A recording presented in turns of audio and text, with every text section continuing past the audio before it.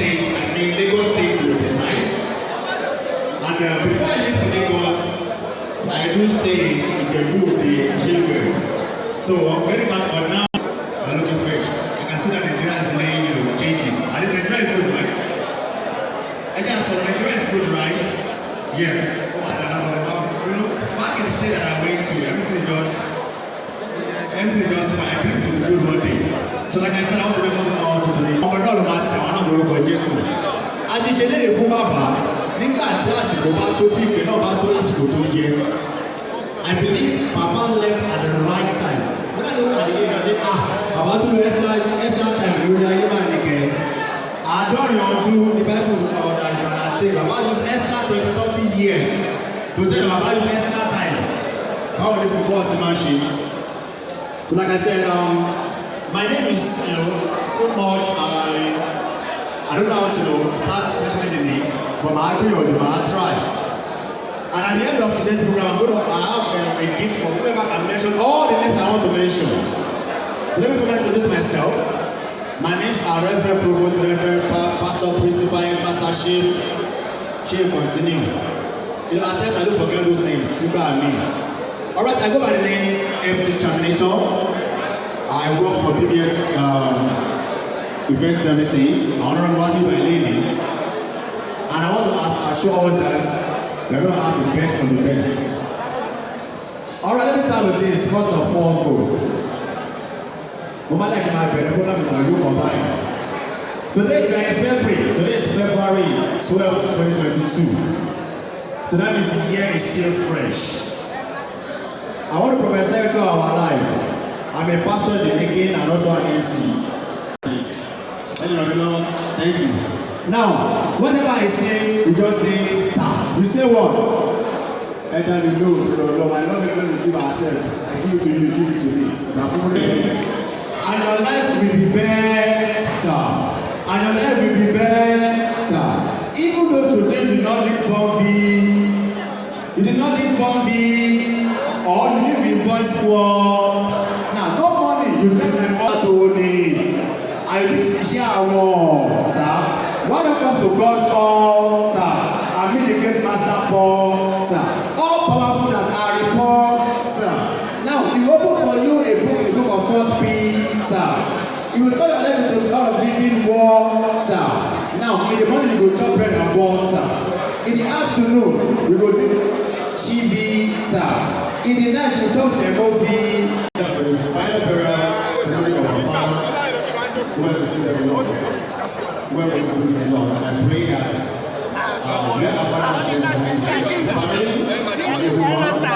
be able to follow the mighty name of Jesus. What do you think we're going to do? Alright, that's okay. I'm going to the boy. You know, come on, ask Papa what I don't know. My dad is mad. Ceremony is mad.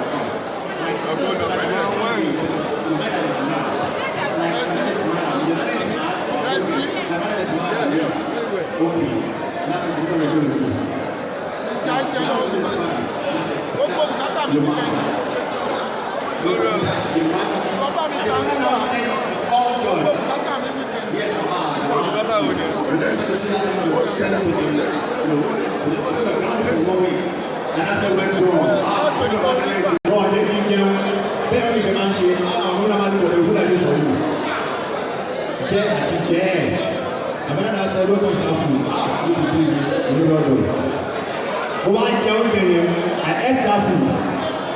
When we are going, my name is Ed, tapping his feet in the car.